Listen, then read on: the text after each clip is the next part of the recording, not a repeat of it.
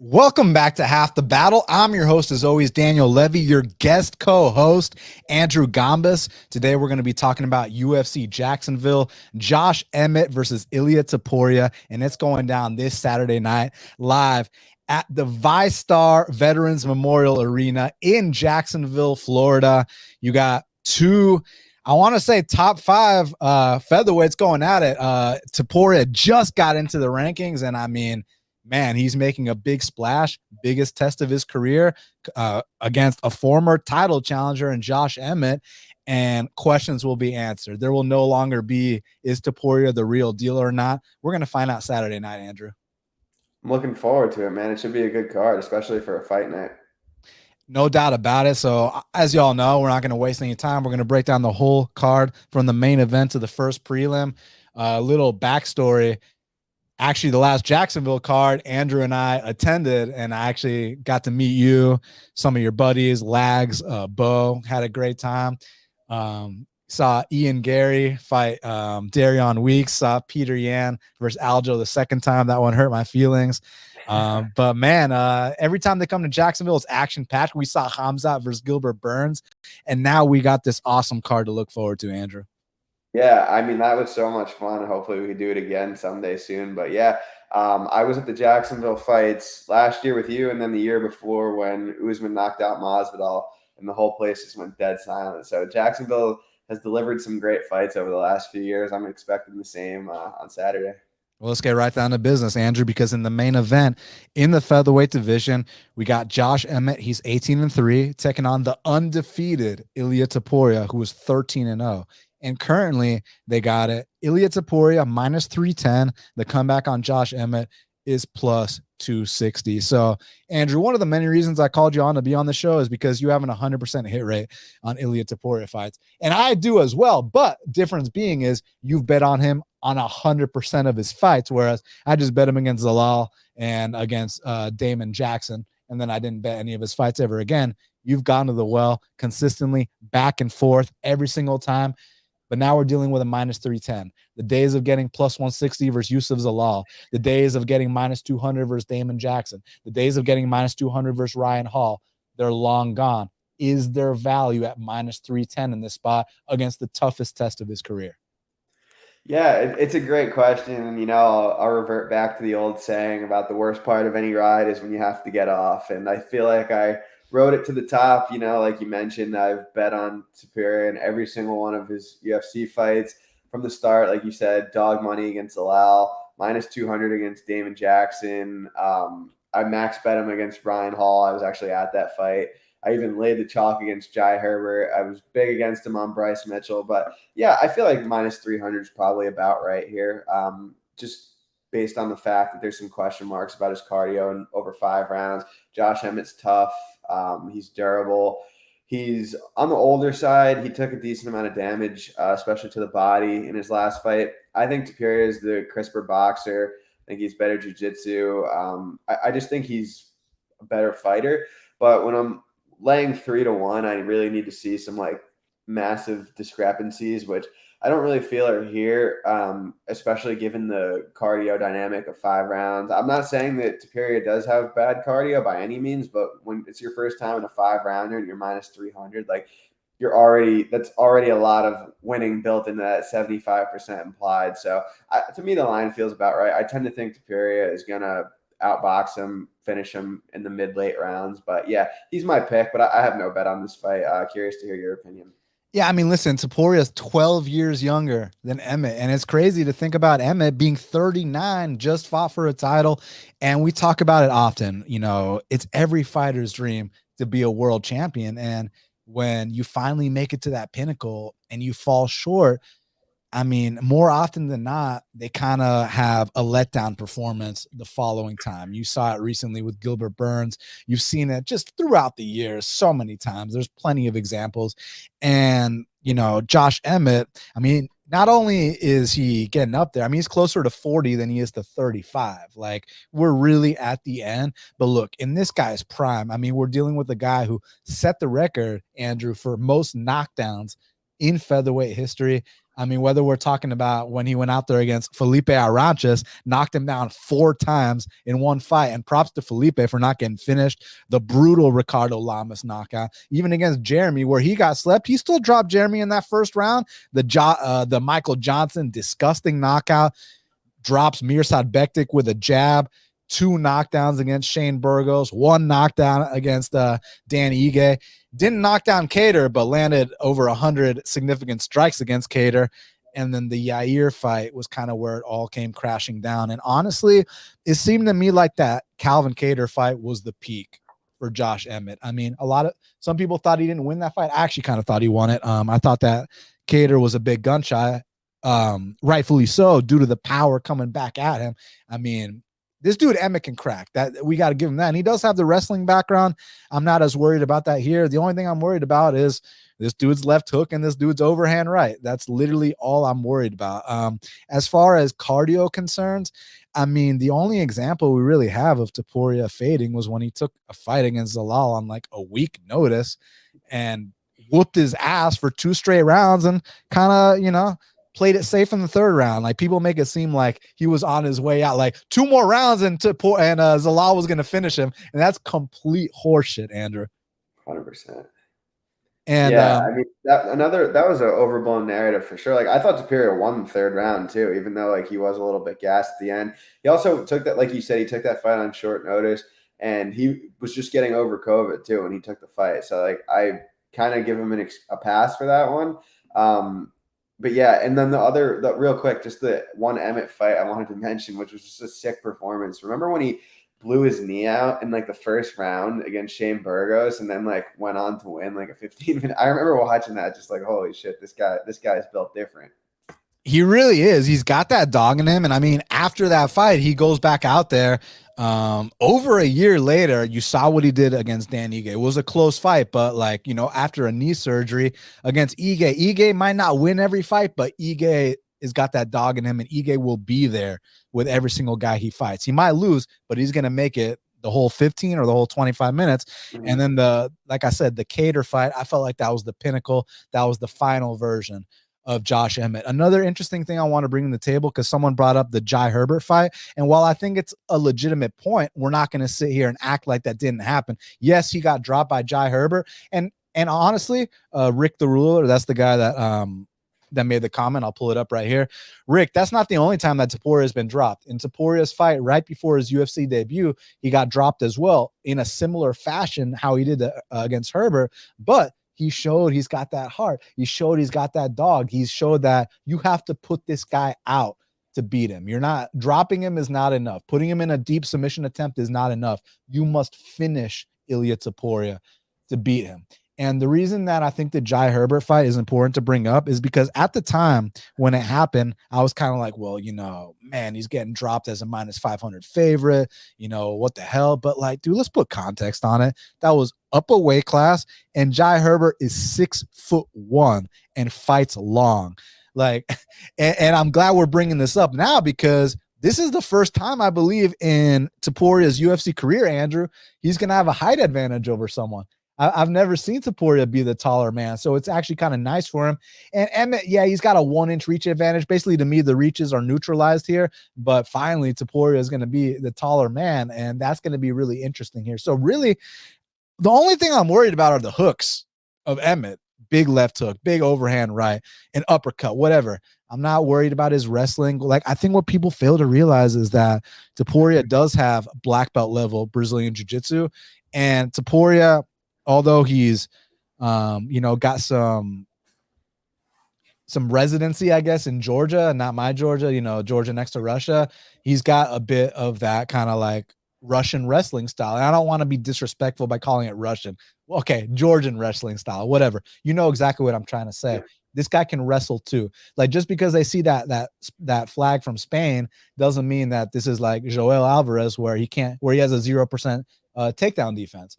But you know what he does have from Spain? He's got that Spanish heart. Topuria is an absolute dog. If I was in a bar fight, I'd want him and his 30 fucking crew entourage on my side. So I think that Topuria can knock out Emmett. I think he can pick apart Emmett. And this is the controversial one. Don't be surprised if he hits a takedown on Josh Emmett either. I agree 100%. I mean, especially late, if he's like mixing it up with the grappling, he kind of has Emmett a little worried about the striking. If they had a pure wrestling match, I'm not saying that Topuria would take him down, but when you're not really seeing it coming, when you're getting beat up on the feet, when you're getting hit to the body, and then all of a sudden someone's in on your legs, it's a lot different. So I agree with that 100%.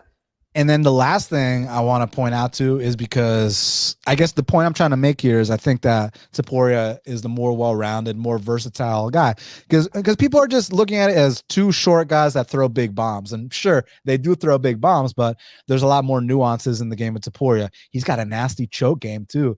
Darce, Anaconda, Guillotine. And someone actually on Twitter just posted a little clip of something he did to Zhalal where he had that guillotine on Zhalal. Zhalal tries to get up, and just this little clip of Topuria stepping on the foot of Zhalal to prevent him from getting back up. I actually literally just sent that to my professor. I was like, dude, look at this little trick, this little nuance. I'm going to add that to my game. So yeah, I think that, look, no one's exempt from that first L, of course, but what we've seen from Topuria is he has overcome adversity. He has been tested. It's not someone who we don't know how they're going to react to getting hit. We don't know how they're going to react to gassing out.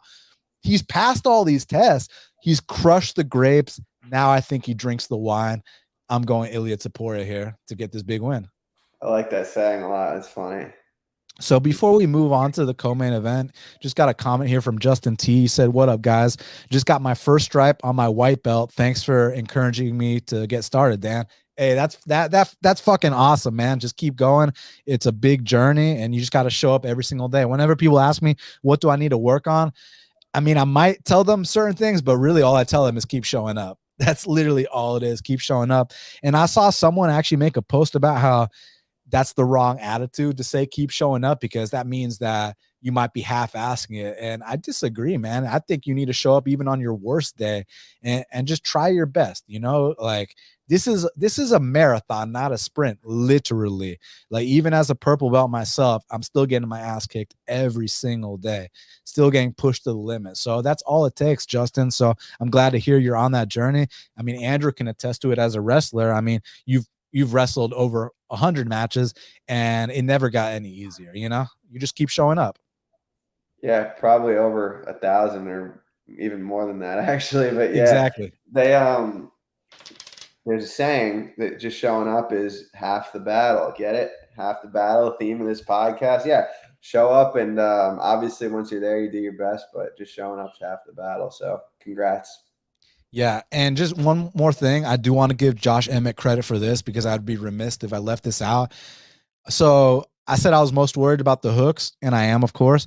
But for a guy that's like, you know, a short, stocky bomber, he does have good output, man. I mean, the Shane Burgos fight, 127 significant strikes, and we're including 2 knockdowns. We're including a takedown. The Cater fight, over 100 significant strikes. So it's not like a Woodley situation where he's just going to back himself into the fence, do nothing, and pray for that one overhand right. Yeah. This dude will actually put it out there. So Topuria will be tested in this spot, but it's one we think he can pass. 100%. So co-main event of the evening in the women's flyweight division, we got Amanda Ribas. She's 11-3, taking on Maycee Barber, who's 12-2. And currently they got it. This is interesting. Amanda Ribas -200. The comeback on Maycee Barber is +170. So, Andrew, the reason I say it's interesting is because, look, I think you and I can agree Amanda Ribas is the more technically sound fighter here. Honestly, everywhere the fight goes. But Maycee Barber brings a unique quality to the table. I'm not talking about the air punching. I'm talking about when she actually does connect.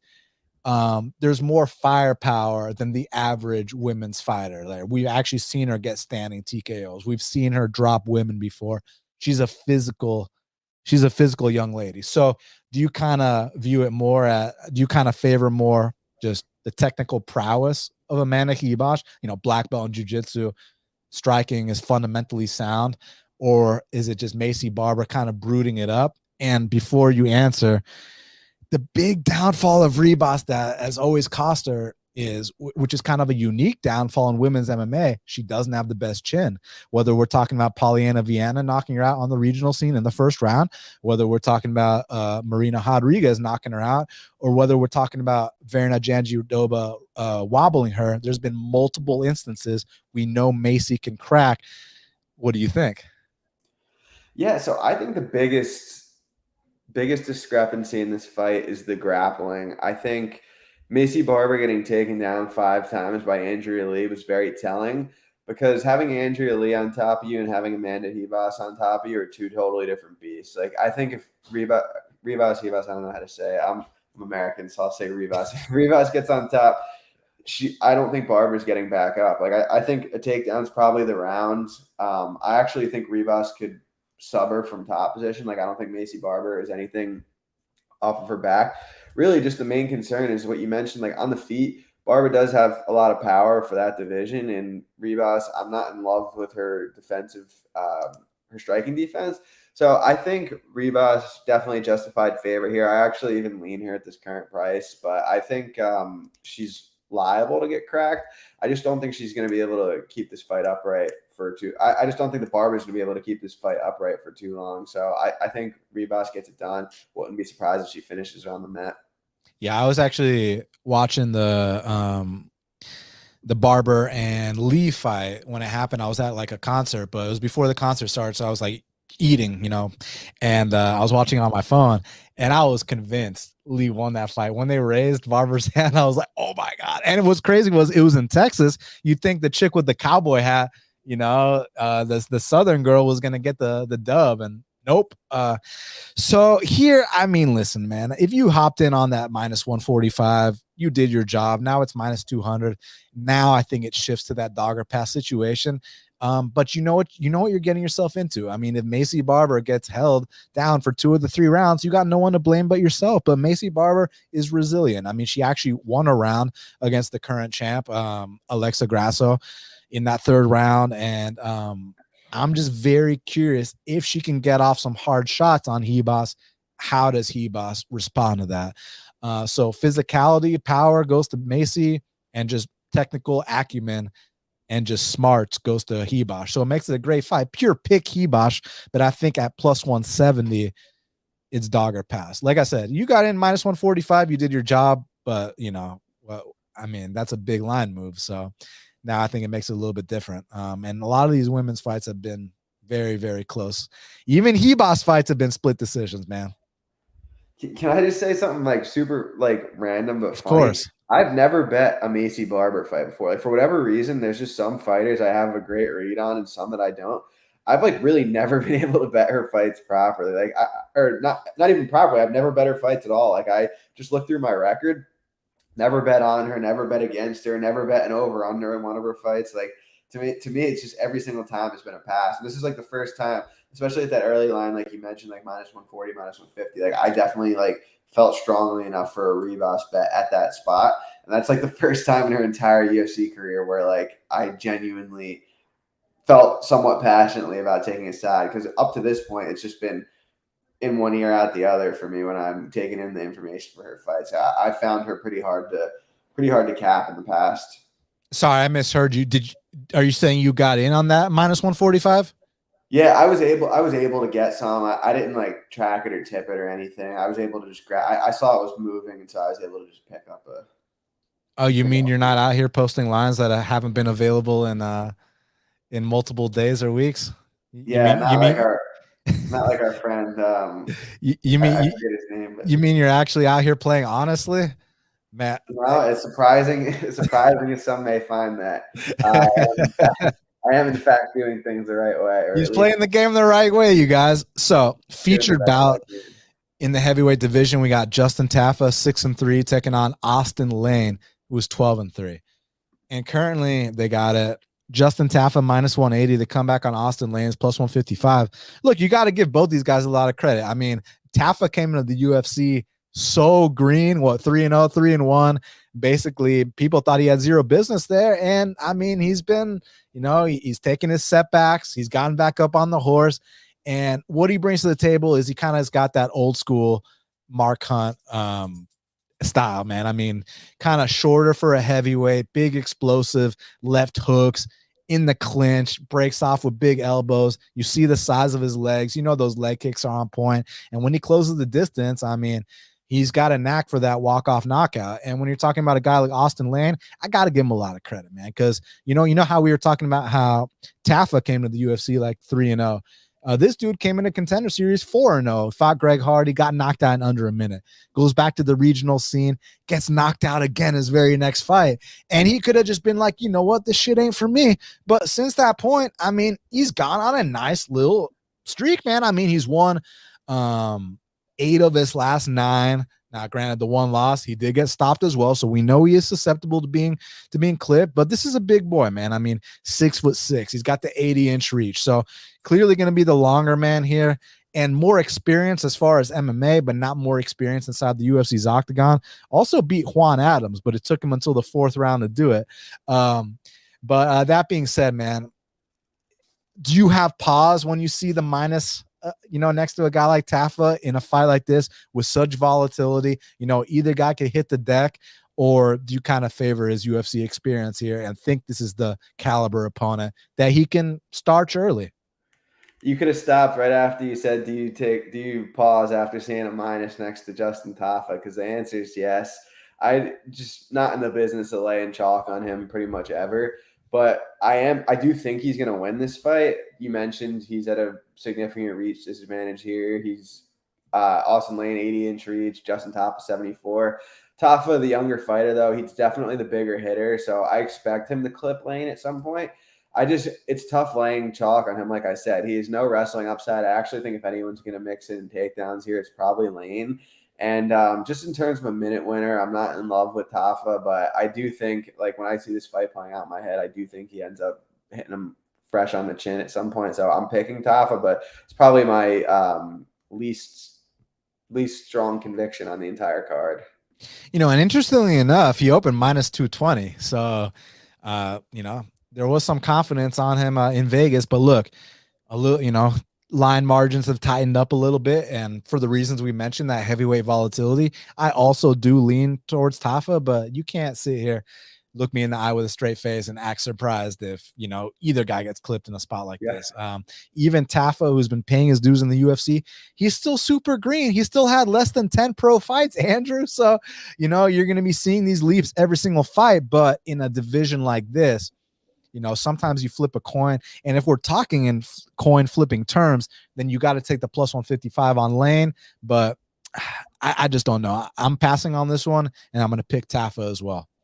Cool. Now, next up in the featherweight division, we got an absolute banger. We got David Onama. He's 10-2, taking on Gabriel Santos, who's 10-1. Currently, they got it. Gabriel Santos minus 230. The comeback on Onama is plus 195. The first thing I'm going to ask you about is your opinion on the odds. But before I do that, I've had a good history with David Onama, man. I mean, when he makes his debut against Mason Jones, and at the time, I don't know if y'all remember, Mason Jones was a hyped prospect. Like, it's crazy how things panned out. But when he first came into the UFC, people were talking like this guy's a future top 15 guy. And him and Onama had this absolute war where it was like, look, Onama didn't get his arm raised, but he showed he's someone we want to watch. We're going to pay attention and see what he does going forward. And I actually bet him in the Gabriel Benitez fight, his very next fight. I think it was minus 150-ish, something like that. And it was like it was like a hot take on Twitter at the time. Apparently he had zero business being favored over Gabriel, which wasn't the case.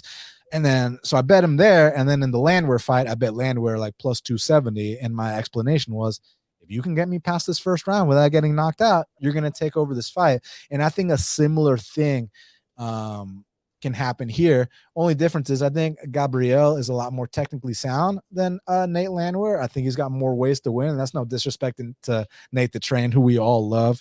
I mean, I shed a tear when he lost the Ige. You know what I'm saying?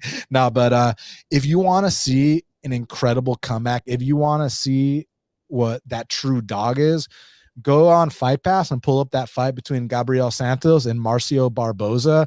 I mean, these two went life and death in a way. And I mean, if you want to see what kind of heart that Gabriel has coming into the UFC and what kind of man he is, just pull up that fight. I mean, that's all I had to see to know that, like, this dude, I mean, He's a champ. And then his next fight, he won the belt in LFA. And you win that LFA belt, you're ready for the UFC more often than not. Goes in there in the debut against Lerone Murphy. And I thought, they had an honest 3-round fight. Basically, if you can go 50-50 with Lerone Murphy, you showed me exactly where you are. Had that fight not been in England, who knows how they would have scored it. But I'm not going to be one to cry robbery. But what I will say is the guy performed. Win, lose, or draw, he performed like a true warrior. I like everything about this kid. So Onama, physical freak, athletic specimen, and that's not to discredit his skill set. Training at Factory X, he's been doing his thing. But I think that Onama has to badly compromise Santos here early. He has to knock him out, because the longer this fight goes, I think that Gabriel can win on the feet or on the mat, and I think that's what he's going to do. But back to my opening remarks, Andrew, minus 230. Minus 230, and he, interestingly enough, you opened plus 235. So Vegas was saying they thought Onama was the side. Line flipped, but minus 230. Is that a bit too much? It is for me. Yeah, so it's one of those fights where, like, just from all over the place, I'm annoyed because I felt like I was lower on Onama than the market was leading up to this fight, and I never got the chance to make money betting against him. I ended up passing the Nate the Train fight, which obviously bit me in the ass. But just from like a pure, like the way I read the market and the way I bet, like this fight is dog or pass for me. Like no matter what I see, unless I see something like insanely glaring on the tape, like Onama going from a minus 350 favorite against Nate the Train to a plus 200 underdog against Gabriel Santos, when Gabriel Santos was a plus 200 underdog against Lerone Murphy, and now is the minus whatever, what is he right now? Minus 230 favorite against Onama. Like from a pure market perspective, like I could only bet Onama. When I did do the tape, I see the same thing I always see with Onama. Like he's very athletic, he hits hard, but just defensively, he's so liable. I think Santos has grappling upside here. And Onama's been taken down a bunch, but not really by any, besides Landwehr, I guess. No one really like dangerous on the mat. Like Jones was kind of taking him down, and he was getting up, and he was taking him down, and he was getting up. I think if Santos gets his back, he has a shot to finish him. I think on the feet, I don't like Santos defensively either. I kind of like the under in this fight. I haven't played it yet, but I do think this fight finishes like probably marginally more than it does go the distance. So from a betting perspective, I lean under. I haven't pulled the trigger on it yet, but I do lean the under. I do think both these guys being so defensively void on the feet makes for a lot of finishing opportunity, especially given adding the fact that Santos has such a grappling discrepancy on the ground. I'm picking Santos to get the win. I'm not very confident. It's Onama or pass from a betting perspective. And you're talking about under 2.5, not 1.5, because they got both options. Yeah. I'm looking at under 2.5 minus 125-ish. Got you. It's not official yet per se. Right. Well, pure pick for me is Santos, but just not interested at that price. Now, next up in the middleweight division, we got a matchup between Brendan Allen, who's 21-5, taking on Bruno Blindado Silva, who's 23-8. And currently, they got it. Brendan Allen minus 180. The comeback on Bruno Blindado plus 155. So I've bet on both these guys in their last two fights at dog odds. Dog odds on Brendan against Muniz, like plus 180 something. And then Bruno, exact same price, plus 155 against Tavares, and they both showed out. Now, here's my kind of narrative talk on this matchup. Because, like, Brendan Allen should be higher ranked. Brendan Allen, like, if you can follow his big bros game plan, Gerald Meerschaert, that's like his like idol. You're like the younger, fresher Gerald Meerschaert. You got a big path there. My only thing is this, man. Brendan Allen had a main event against Jack Hermanson. Like, you just beat Muniz. You earned your spot against that top 10 guy in a main event, and that's something that you're going to get up for. I mean, a main event against a top 10 guy, this is the opportunity of a lifetime. That gets taken away from you, and now you got one of the most dangerous knockout artists in the middleweight division, a guy that has nothing to lose, a fight where you don't gain much here, man. I mean, you got a lot to lose here. Like I said, you just had a Jack Hermanson main event, dude, and you didn't wait for him to, to heal up or whatever, which I respect. Brendan Allen's a true fighter, and fighters are going to fight. So, tip my cap. But I'm just saying that's a very dangerous fight for him to take, because he loses this and all that momentum he had coming off the Muniz fight, getting a Hermanson main event booking, that all goes out the window here. Bruno knocks him out, Andrew. Yeah, I agree with everything you're saying. Brendan Allen's one of those guys. I feel like he's had an underrated career in the UFC. I think he's like 9-2 in the UFC. He beat Aaron Jeffrey on the Contender Series, which that win aged pretty well. Jeffrey's doing decent in Bellator. Like wins over guys like Kevin Holland, Kyle Dawkins, Andre Muniz. Like his losses are to Strickland and Chris Curtis, who are like very respectable losses. I feel like he's had a good run in the UFC. I think he's better technically here, but Bruno Silva has the equalizer, which is his power. His run in the UFC, I feel like it's a little bit overrated. I mean, his losses aren't bad. Obviously, Alex Pereira, former champ in GM3, is GM3. But like his wins really haven't aged well. Jordan Wright, Andrew Sanchez, Wellington Turman, who's also on this card. Brad Tavares, his best win. And I was going to say that you have a good history of betting on Bruno Silva. I was going to say even before you pointed that out, but I remember you've cashed on him a few times. I think Allen is the justified favorite. Like I think he could get on top here. I think on the feet he probably wins minutes, but I just don't want to lay that kind of chalk when Bruno Silva just has that great equalizer, knockout power. I'm fine passing this fight, and I'm picking Brendan Allen to get it done. Yeah, and this is the thing we talk about with Bruno all the time. Coming into the UFC, he had vast experience. I mean, there's a guy that went over to Russia, won belts there, and wasn't fighting, some cans either. Alexander Shlemenko, the former multiple-time Bellator champ, like a Russian legend. Artem Frolov, not Artem Lobov, Artem Frolov, who was like 11-0 at the time, and they had an absolute war that ended in the 4th round. So Bruno Blindado's battle tested, man. And also, I'm not going to make excuses for the Meerschaert fight, because I think the Meerschaert fight is relevant just in the sense that Brendan Allen has a similar style to Meerschaert, just kind of like the younger, the protege, right? Like the new school Gerald Meerschaert, a little bit faster. You already know where I'm going with this. Like he's just a better Gerald Meerschaert, a Gerald Meerschaert that could potentially make it to the top 10.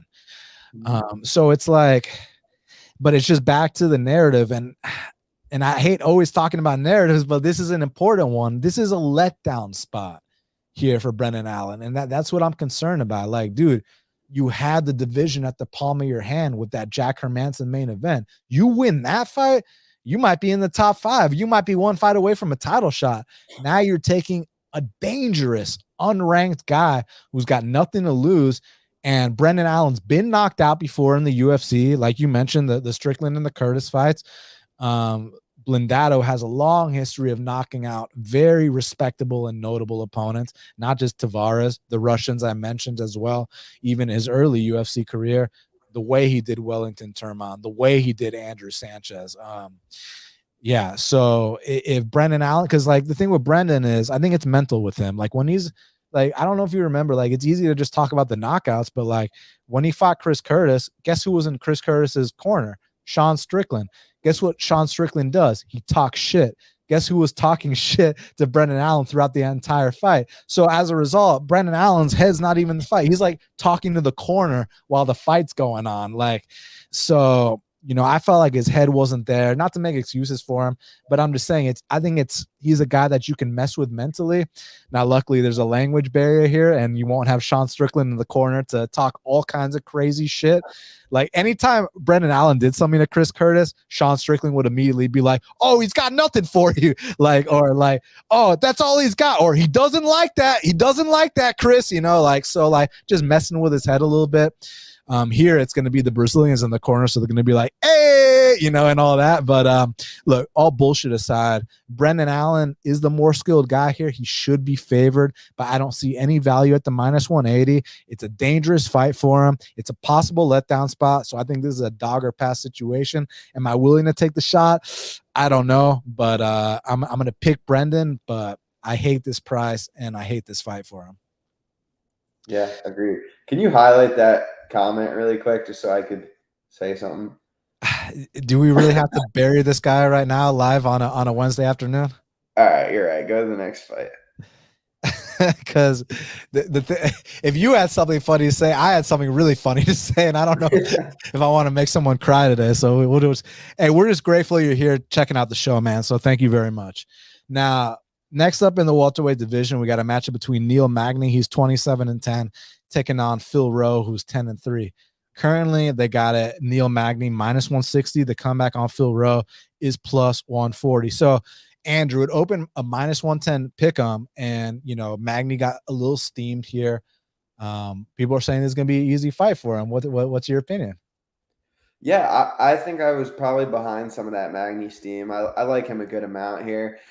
Just the difference in strength of schedule has been crazy between the two of those. Like, I don't really fault Magny for getting submitted by Gilbert Burns. Like, Burns would do the exact same thing to Phil Rowe. And this is the first fight in the UFC, I'm pretty sure, that Rowe's facing someone with the same dimensions as him. And when I say dimensions, I mean the same height and reach. Like, I don't know, man. Like, the Nico Price fight, I thought they both, like, didn't look good, for lack of a better term. It was an ugly fight. I think Nico Price looked very past his prime. Phil Rowe, I think his wrestling defense in particular, very suspect. I think Magny can top time him here.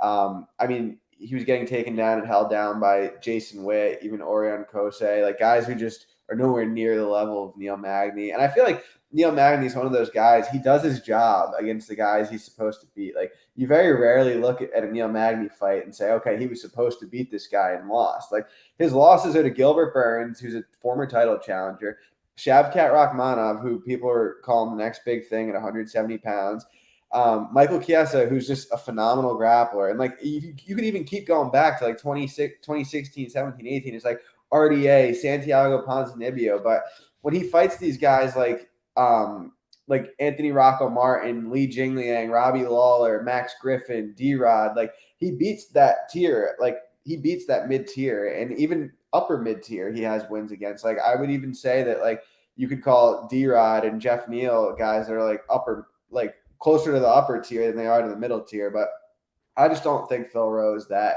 category. Rowe, good boxer, but I think I'm not sold on his cardio. I don't think his wrestling is good at all. I think Magny is going to get it done. I think he should be even wider than what the current odds imply. This is going to be our first head-to-head on the night, and I feel uncomfortable about it because this year you've been crushing me on the head-to-heads. Like, this year you've been owning my ass. I was due, bro. I was due. Oh yeah, no, but I mean, here's my thing. It's like you mentioned such a good point earlier. Like, when's the last time that Neil Magny had a reach disadvantage? Never. Probably never. When's Yeah. the last time Neil Magny was a shorter man? Never. Probably And never. I'm not saying that's the reason Phil Rowe's going to win. I'm just bringing up some things because, like, normally Neil Magny. I think they're the same though for height and reach. I think they both are 6'3", 80-inch reach, unless I'm mistaken. But that's what the UFC site says. Yeah, it actually does have him. But I thought, because I heard this interview with Phil Rowe talking about how on Contender Series, so they had him actually, like, you know how they measure people's reaches and their heights and all that shit on Contender Series, right? So he's got an old school boxing coach, and his boxing coach told him to actually not extend his arms all the way so that they wouldn't give out what his reach was. Some old boxing shit. So he's like, actually, my reach is like 82 to 84. Oh wow. Yeah. So he's saying he wasn't really extending his arms all the way when they measured it because he didn't want to give out, the sauce or whatever the fuck. But it's their little boxing thing. So here's the thing with Phil Rowe. I actually sparred Phil Rowe like 5 years ago, and thank you, Phil Rowe, for not murdering me. I'm still alive to speak about it to this day. So, like, this is a dude that's been training, at Fusion XL under Julian Williams, Julian Williams is a real badass, a serious black belt, a dude that went like 13-1 in MMA, but the only reason he didn't get signed to the UFC was because he was like 37 years old. So they just weren't looking to sign him. But dude beat dudes that are currently in the UFC. Like, Julian Williams has been around the block, and he's an underrated coach. And, Phil's working with guys like that, with Rodolfo Vieira, with Jacare, Mike Perry, Mike Davis, Lucas Alexander, the kid that beat Steven Peterson. So they got a nice little crew. Oh yeah, Cedriquez Duma did a little camp with them this time. So they got some bodies in the gym. But as far as breaking down this matchup, the issue I've had with all these, last few Magny fights is that these guys are so like shell shocked by the distance and the range of Neil Magny that they fight uncharacteristic. Like Robbie Lawler. What's Robbie Lawler known for? Robbie Lawler is known for being one of the most devastating knockout artists in the history of the sport. What does Robbie Lawler do when he goes in there with Neil Magny? Tries to tie up with him and wrestle with him, gasses himself out doing so right away. Li Jingliang, one of the heaviest hitters in welterweight history, one of the most accomplished knockout artists in welterweight history. What does he do when he fights Neil Magny? I don't get it, but he goes right into the clinch, gasses out right away, and then just looks terrible the rest of the fight. What does Tony Martin do? And let me give Magny big credit for the Martin fight, because Martin, known for those calf kicks, Neil Magny switches the game plan, comes out southpaw in that fight so that the calf kicks weren't an option. I was like, I see that little vet tactic there, Neil. But the thing here is that like, Phil's not the shorter guy anymore. Phil isn't gonna be like seeing something that's like foreign to him. Like dude, like you're not. I don't have to close crazy distance to get to you. And the thing I've noticed about Phil Rowe, it's like every round is a tale of a different fight. If you only watch round one of Phil Rowe fights, he looks fucking terrible in round one every fight. Watch his Contender Series fight against the junior Shabazian. Round one, he's getting shit kicked. Round two, it's like a different guy. Same thing against Kosei. Same thing against Witt. Against Nico, he kind of controlled that from the jump. Yeah. But like, I don't know what it is. It's like he looks terrible in round one, but once he like picks it up, dude, when guys get hit with his straight, like it's like their life flashed by, like before their eyes, and they see God. And we know Magny's not the most durable. And I do want to bring this up, how one way to beat Magny is to chop down those calf kicks. I'm hoping you don't remember about when Gabe Green chopped down the legs of Phil Rowe. So, that method's been used against both of them before. But the thing is, like, these guys are tiring themselves out trying to clinch with Magny, and I'm just not convinced that that's going to happen to Rowe. I do think Rowe's going to lose the first round, just like he does every single fight.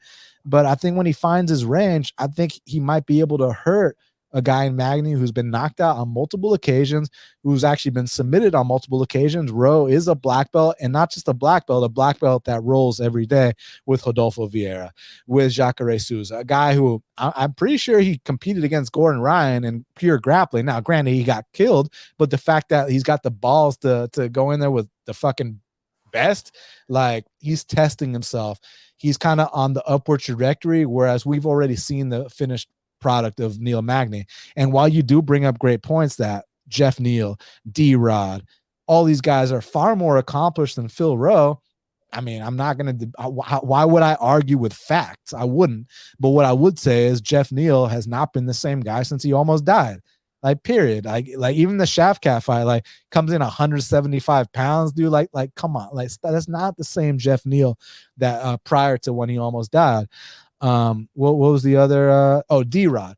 Dude, D-Rod pissed me off in a way in that fight. Like, it was 1-1 going into the third round. D-Rod gets on top in that third round. Let's just ride him out the rest of the round. He gets up, goes back to the same bullshit, trying to tie up in the clinch with Magny. And then eventually he gets Darce choked. I was like, oh my God, D-Rod. So I think just physically speaking, Phil might be able to bring something that these other guys haven't. It's just experience-wise is where I'm nervous, but I might be interested in taking the shot here. I might be interested. I think you might have something for him. I think you bring something to the different to the table in terms of the physical aspect, and I do think he's a skilled guy.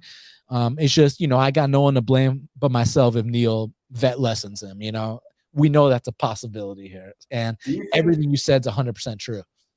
Do you think that Neil Magny is a Hall of Famer? I was just going through his record. Like, I feel like he's one of those guys that's going to be like a fringe Hall of Famer. I'm curious what you think about that. I don't, and I'll tell you why. Why do I think Jim Miller is, and why do I not think Magny is. Well, Jim Miller, I can point to multiple records that he's broken, whether it's most fights, most wins, most finishes, most bonuses, whatever. I'm not sure if I can point to a single record of Magny. Maybe most wins at welterweight. That might be one because he's just been. Yeah, I think it is. He fights so long. So most wins at welterweight. I just personally wouldn't put him there. I don't know if that sounds hypocritical because I'd put Miller there, but I think just Miller, all the records he's broken, and to have that kind of longevity, I put Miller there, but Magny not yet. But let's see. Who knows? Maybe he goes on one of those like Bisping title runs where you're counting him out. You think he's done, and I got one more in me, like that meme. You know what I'm saying?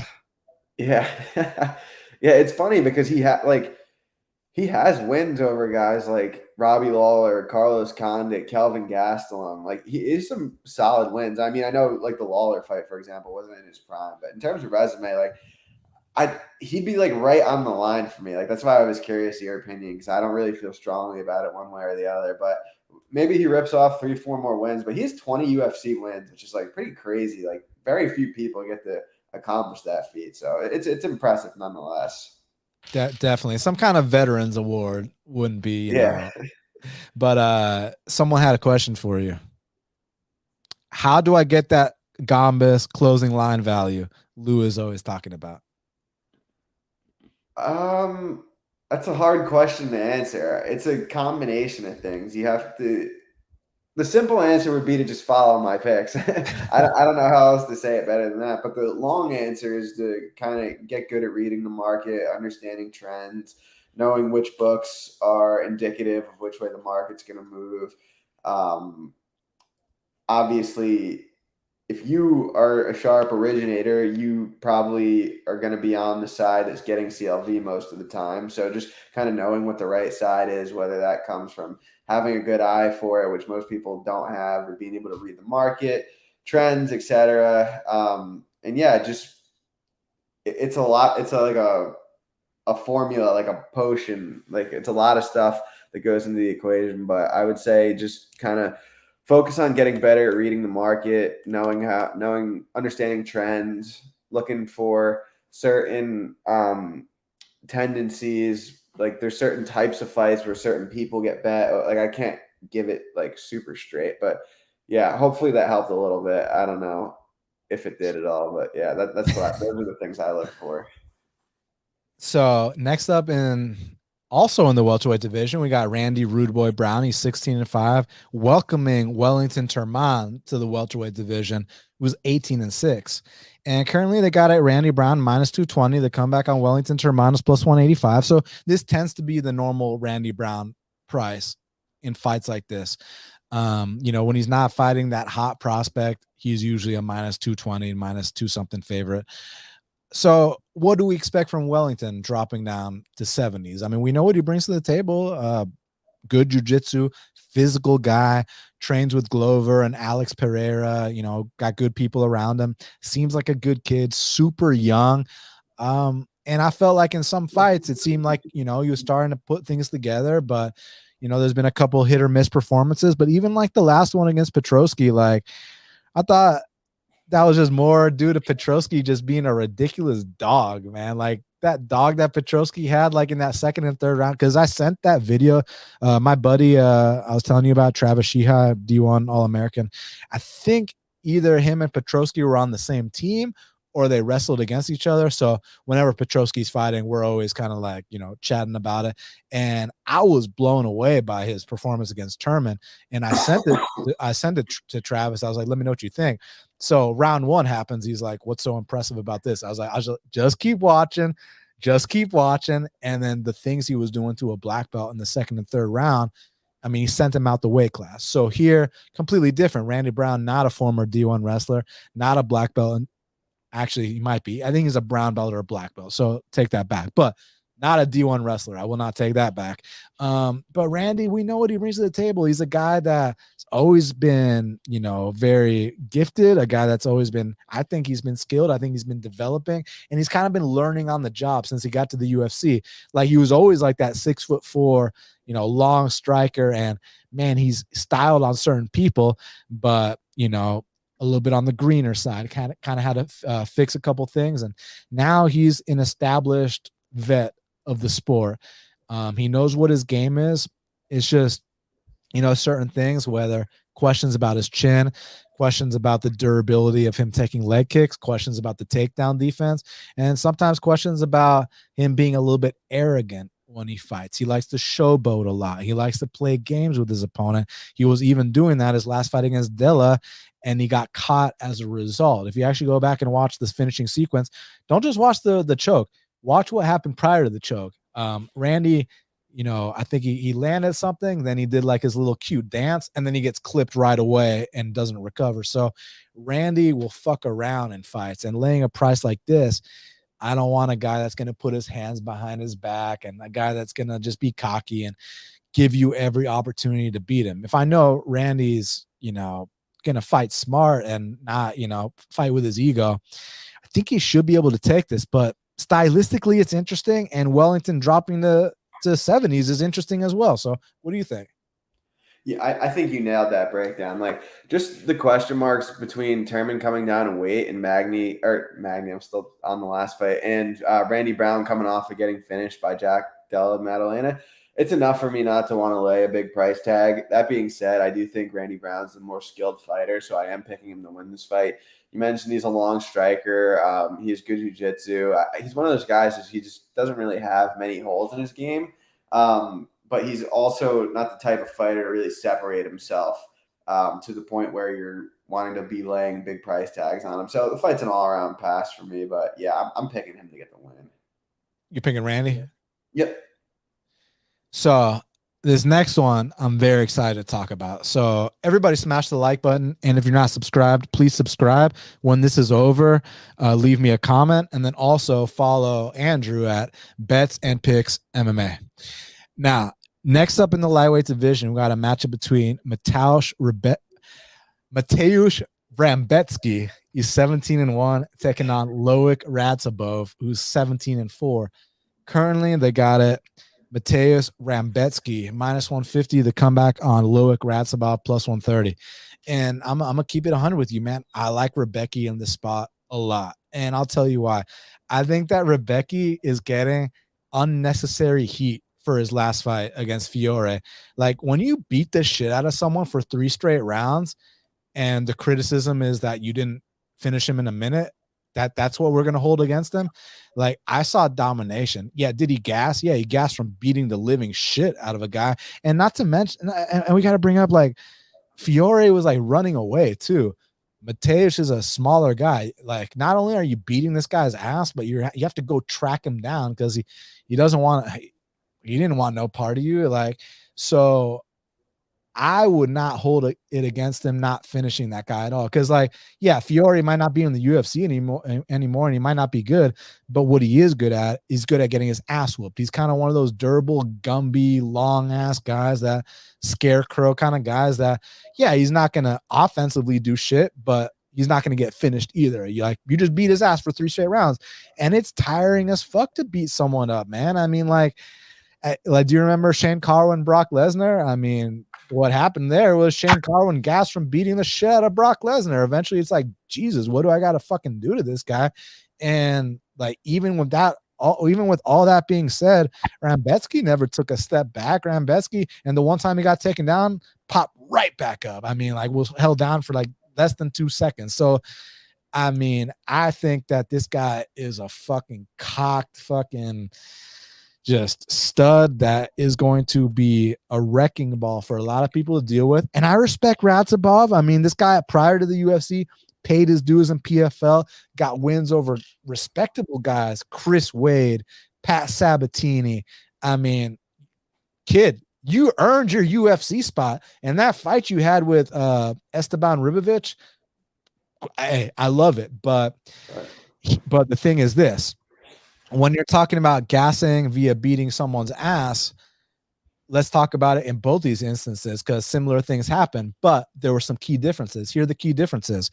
When Rambetsky, excuse me, was fatigued from whooping on Fiore, I mean, it's not like Fiore had any moments. Like Rambetsky just kept whooping him. He was just a little tired doing it. Whereas when Radzhabov gassed from whooping on Ribovich, Radzhabov was the one that was getting dropped and face planting. Radzhabov was the guy that was wobbling all over the place. Radzhabov was the guy that looked vulnerable. And against a guy like Rambetsky, who's got a way higher grappling pedigree than Esteban Ribovich, who's not going to just easily get held down.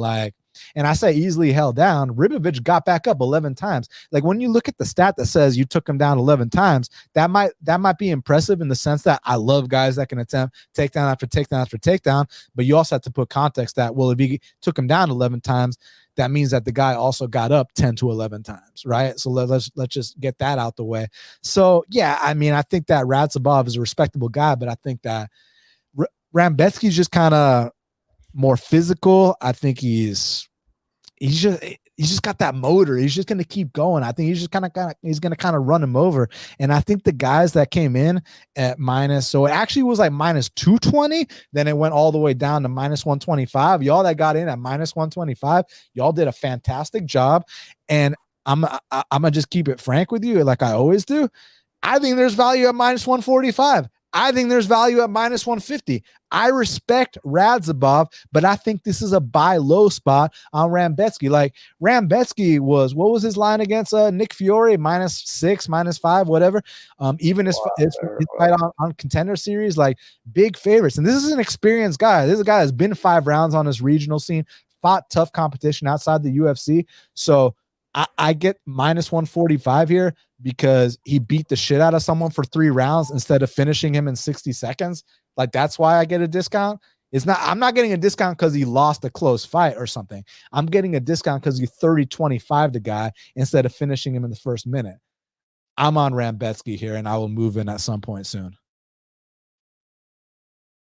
Yeah, you make a compelling case. I'm picking Loik here, but really, it's not my most confident take of the card. But when I look at these guys, I actually see a lot of similarities between them, like in their fighting style. Like they both look to get takedowns. I both think their striking's a little bit ugly, for lack of a better term.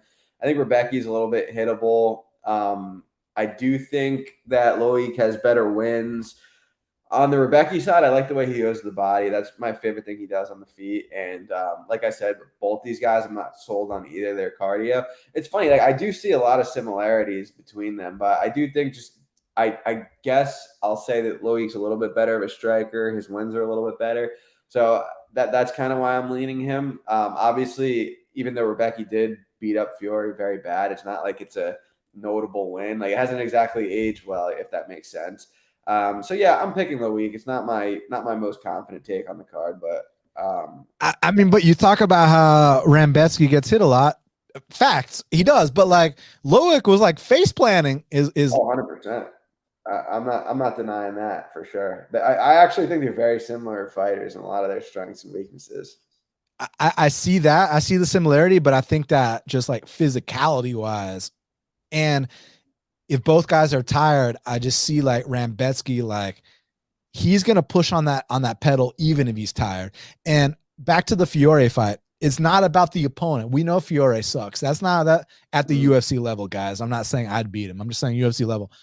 We know Fiore sucks, but like people are criticizing like him because it wasn't like a first minute finish, and they're acting like it like what's his name? Like Fiore had some kind of success in that fight. Dude, Fiore got the shit beaten out of him for 15 straight minutes. So like why am I supposed to hold that against Rambetsky? That's what I can't figure out here. Like it's back to like when people criticize fighters for winning decisions. Oh, he's a decisionator. It's like aren't we like looking for line value here? Like, you know that a decision's in a perfectly acceptable way to win a fight. Like why would I take that away from him? Never. Okay, so I guess you think it's dog or pass at this price? Yeah, probably. Interesting. Like I'd understand if you were saying that at like the the -220 where Rebecki was at. And I could still be fucking wrong. Of course, I'm gonna be wrong many more times, but I just see just more of a brute. Both guys skilled, but just more physical, and that physicality goes a long way, man. Like when two guys are equally skilled, but one's more physical, I'm gonna go with that guy. So and back to it. If I want to say if the Fiore fight didn't happen, but like the Fiore fight wasn't like a negative in my eyes, man. Like I just feel like this is almost like a lower price than it would be on where going into that Fiore fight, Rebecki was like what 16-1. He was a guy that people were like, hey, this could be a future top 15 guy. And because he 30-25 is a guy instead of a first round knockout, now all of a sudden I get -145. So that's kind of where my head's at on it. No, it makes sense. Now, next up in the strawweight division, we got a matchup between Tabatha Ricci. She's 8-1, taking on Gillian Robertson, who's 12-7. Currently, they got it Tabatha -130. The comeback on Gillian +110. I mean, we know what Gillian brings to the table. The same thing she's brought to the table since the beginning. Excuse me. Since the beginning. If you watched her on The Ultimate Fighter with Eddie Alvarez, he explained it perfectly. He broke it down. Eddie Alvarez said back on The Ultimate Fighter, if Gillian can't get her submission, she tends to kind of fold up a little bit. And that's literally been the case throughout her career.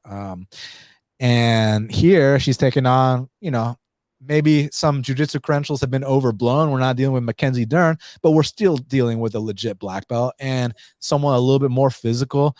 And if she plays the game right here, I mean, I think the game plan has been established for years on how to beat Gillian Robertson.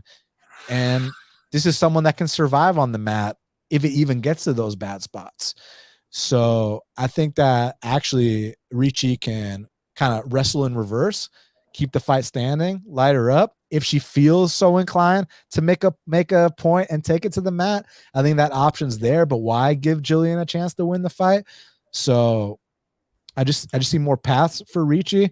But yeah, I mean, like, listen, if I'm not watching the fight and I just walk in and we start off and Gillian's got the back of Ricci, yeah, obviously that's not a situation I want to happen if I'm on the Ricci side. Like, we understand how dangerous Gillian is. She's got the most fucking subs in the history of that weight class. I credit to you, girl. It's just stylistically, I don't think she's gonna have that same ground superiority here that she's known for, and for that reason, I'm gonna go Tabatha Ricci. Yeah, this is a very tricky fight. On one hand, I'm like, okay, Robertson. It's one of those things where in the past, I've actually found her fights very easy to cap. She's been one of my most like profitable fighters, betting on her and against her. Like, for whatever reason, I'm just able to read her fight. It has to do with the grappling, but I'm very profitable betting her fights overall. This one, I like Robertson, but it's not a strong conviction for me.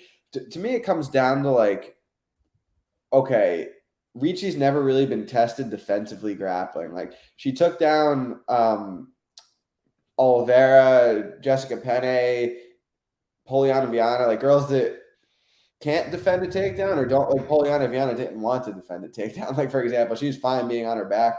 And for me, it's like, okay, I don't really know what Ricci's bottom game is like, but I know from top, I think Gillian's a more dangerous fighter than Ricci is from top. Like, I was actually perplexed watching some tape on Ricci, and she was like standing up from top position, and she did it like multiple times in multiple fights.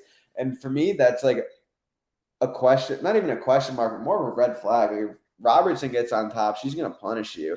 And like I said, I don't have too great of a feel for the wrestling or even for the striking. I feel like neither of them are great strikers, but I don't think striking is going to play too big of a role in this fight. I think it's going to turn into a grappling match one way or the other. And I know Robertson is dangerous from top. I don't feel the same about Ricci. And Robertson's a little bit bigger too. I feel like a lot of the times Robertson struggled in the past. It was up at 125 pounds. And she's fighting girls that are big, like Miranda Maverick or like Tyler Santos. But back down at 115, like you take a look at like the Pierre Rodriguez fight, I think she's going to do well at 115. It's one of those spots where like the winner of this fight could look -400. Like, I feel like regardless of who it is. And obviously if we knew which one of them it was going to be beforehand, we'd all be rich. But Yeah, I'm leaning Gillian here. It's a tricky fight though, for sure. Now, next up in the flyweight division, we got Zhalgas Zhumagulov. He's 14-8. Welcome in Joshua Van, who is 7-1. And y'all let me know if Van is how you pronounce the last name, because like with some of these names, like it can be spelled Nguyen, but it actually pronounces Win. So let me know if Van is actually how you pronounce the kid's name. But anyways, It gotta be. yeah. I mean, watch it be like something like totally off the cusp. You know what I'm saying? But currently they got it Zhalgas minus 200, Andrew. The comeback on Josh Van plus 170.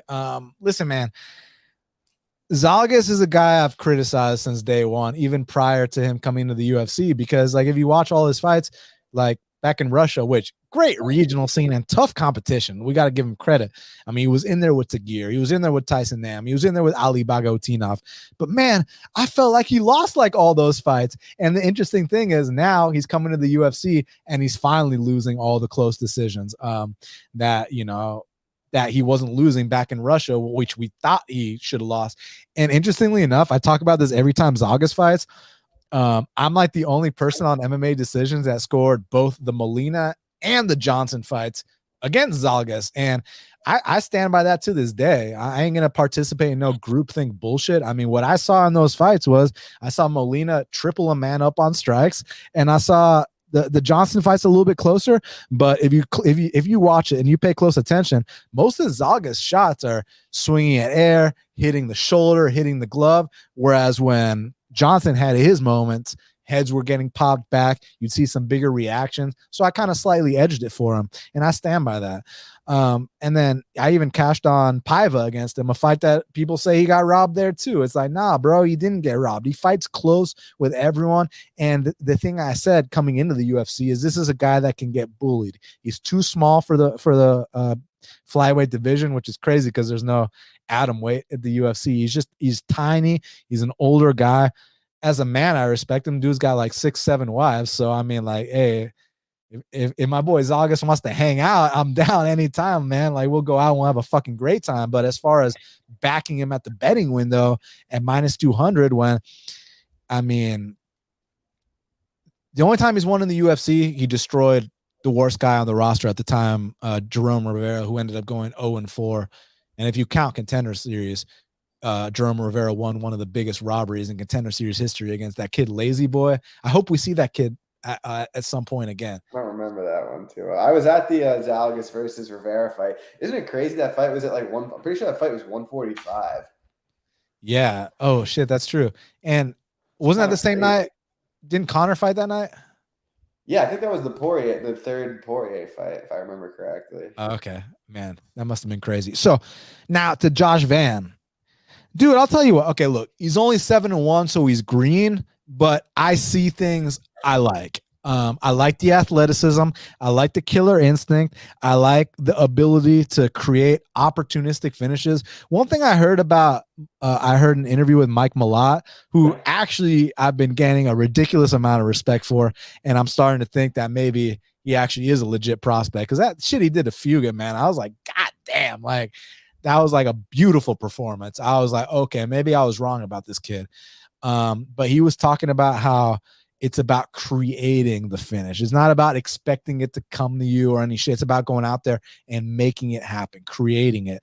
And this kid, Josh Van, creates finishes. But I love the athleticism. Kind of reminds me of like a small, like Robbie Lawler, like a green Robbie Lawler. He's got that kind of aggression and he's going to go for it. You know, certain things need to be patched up, whether it's the takedown defense, the get up game. I think it has been getting better over the years. But look, this is a huge step up in competition, no questions asked. But Zhalgas is a very beatable guy. Despite the experience gap, he's a beatable guy. Fights close with everyone, unless you just completely don't belong, like Jerome Rivera. Have you concluded that Van completely doesn't belong? Because I haven't. As far as I'm concerned, I see why they asked him to be on Contender Series, and I think with some more development, he can be someone to look out for. Yeah, I mean, the thing that frustrates me about this fight is this is the same line that you and I were on the same page when Zhalgas was going to fight the LFA champ Boons, I think his name was. And I feel like Boons was a better fighter than Van. So I'm kind of frustrated that like if the line's the same and we were going to be able to get Boons at that same line. But I'm picking Zhalgas here. It's just it's one of those situations where he's minus 200 and he doesn't necessarily separate himself. He fights close. He tends to fight close every time. He's not going to dominate the grappling. So like those are things I look for when I want to lay big price tags. I don't mind under here. I think both these guys can kind of land a lot of punches and just the way their styles mesh. But from a picks perspective, I like Zhalgas. Van, I think he has a future in the sport, but he's born in like 2000. Like he's very young. He's born in like 2001. I do think he's green. I still think he's a little bit void defensively. I think Zhalgas probably wins. But again, it's just not a fight that I would ever lay minus 200 on. Yeah, I mean, look, you're probably right. Experience does count for a lot, but I'm going to go on a limb. I'm going to take the newcomer to come out here and upset a very beatable fighter in Zhalgas who can be bullied, who always fights close, who never makes a statement, who fades down the stretch, who's getting up there in age. So let's see if you're ready or not. I mean, there's a chance the kid's not ready, but let's see. At least I know I'm getting a violent fighter that's going to go for it. At least, it's not someone who's just going to sit back and you throw one, I throw one. This kid's going to get right in your face. And he's going to try to fight you. And I need someone that's going to try to bully Zhalgas. So let's see. Yeah, I get it. Trust me. Now, here we go. The people's main event. Next up in the lightweight division, we got the GOAT, Trevor Peek. He's 8-0, taking on Jose Chepe Mariscal, who's 13-6. Currently, they got it minus 110 apiece.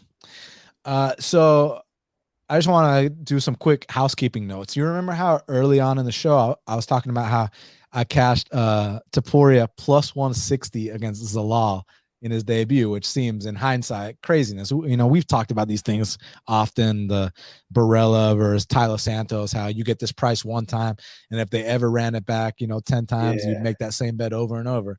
Shit, you give me fucking plus 160 on Topuria against Zhalal, I'll make that bet every day of the week. But the reason I bring that, it's not to impress you, but to impress upon you that the evidence I saw that there were all these openings on the mat was actually because of this Mariscal guy's fight with Yusuf Zhalal on the regional scene. Because I don't know if you recall, but Yusuf Zhalal, when he got signed to the UFC, he was 1-2 in his last 3 fights, right? So he had lost to one guy, he lost to Mariscal, and then he got like a quick little flying knee, and they brought him in. He fought Austen Lingo. But in the Mariscal fight, Mariscal was, dominating position on Yusuf Zhalal, was taking the back, was creating big scrambles, was doing his thing.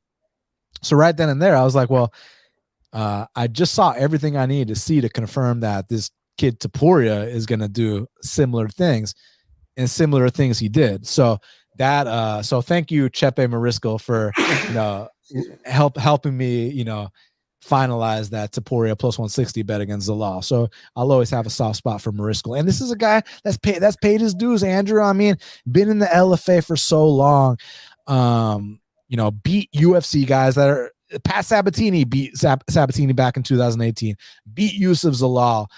Even his losses, been in there with Gregor Gillespie. I mean, like, the guy's battle tested, lost to Joe Anderson Brito, got fucking killed in under a minute, but still, that's a guy in the UFC doing his thing. Steve Garcia, another guy in the UFC doing his thing. Sean Soriano, former UFC fighter. So it's not like this kid's coming in here with any shortage of experience. And not to mention, now he's back on a 3-fight win streak in real organizations, Cage Warriors, Combate, back to LFA. So like, dude, you earned your UFC spot. My issue here, Andrew, is that I think he's a little bit too small. I think he's a natural featherweight. This is on short notice, going up to 55s. And while the kid's definitely paid his dues, I think that Trevor Peek's going to be a bit too physical for him. And while Chepe Mariscal might have the more, it might be more technically sound, I think that there's something about that brute strength that Trevor brings to the table. And Trevor, more importantly than the knockout power or anything like that, he's a guy that is very relaxed in there. If you saw his last fight against the Ghost Pepper, when he got taken down, it didn't look like a fish out of water. It didn't look like a guy who, you take my back and I'm going to Melvin Gillard it and just tap right away. Like, you look like a guy that I'm going to wait for my opportunity to get back up, whether it's with a butterfly hook, whether it's go belly down and stand back up, whether it's wall walk against the cage. Like, he had his options ready to get back up to the feet. And when he did, there were multiple occasions in that fight where I was shocked that Ghost Pepper didn't go down, because, man, he was getting cracked hard. And that's one thing that Trevor brings to the table. It might not be the prettiest. It might not be the most, technically proficient. And if you go to a boxing gym and watch him hit pads, I bet it looks pretty ugly. But when he gets in there, man, the look on these guys' faces when they get hit by him, and yeah, we can write off Kama Worthy, who gets knocked out every fight. Okay. Even beat NFC vet Warren Smith. Shout out to him on that one. But these last two fights, like, just that you can hear you can hear the crack, the reverberation of the shots echo across the arena, and the looks in the opponent's eyes. So I think that Chepe is going to come out here and probably get some takedowns early, probably do some stuff early. But the longer this fight goes, that physicality, actually being in the right weight class, Chepe has been knocked out more than once. I think Trevor's going to catch him at some point in this fight. So let's go, Trevor. And I hear Trevor, he got that $50K bonus last time. So that means that he quit his job. He's been training full time. So that means we're going to see Trevor in peak condition. You've been waiting all show to say that one, huh? Yeah, I mean, this fight to me feels very coin flippy. I'd say 9 out of 10 or more. I'm able to kind of have an idea of where the line's going to go. I thought people would like peak here, and really all the money's coming on Mariscal. I was able to grab, again, this was kind of like the Ribas fight. I was able to grab a little plus 150 when it was on the move, but not an official bet or anything. Sorry, on who? On Mariscal, plus 150. Oh, okay. And I don't know if I'm going to keep it yet or not. I might trade out of it just to kind of profit, but no, I'll probably keep it. It feels like a coin flip to me. You mentioned a couple of very good points, being that, like, Mariscal, he's been around the block, he's fought really good guys, he's even beaten some good guys, he has some grappling upside, but he's fighting a bigger guy at 155 pounds here in short notice. Peak, very unconventional. Skill wise, I don't think he's any good, to be honest. But he just has that fight changing power that he's gonna knock some guys out. And I mean, even in his last fight, it's just like, you kind of nailed it. He has that special power, so to speak, where he could just put a little spook into a guy where they're like, whoa, I just got hit by a truck. And so I think Peak could knock Mariscal out. I think Mariscal could knock Peak out. I think his striking defense is terrible. I think that Mariscal has some grappling upside. It's a very coin flippy fight to me. I don't really know what's going to happen here. I think someone's going to probably get knocked out.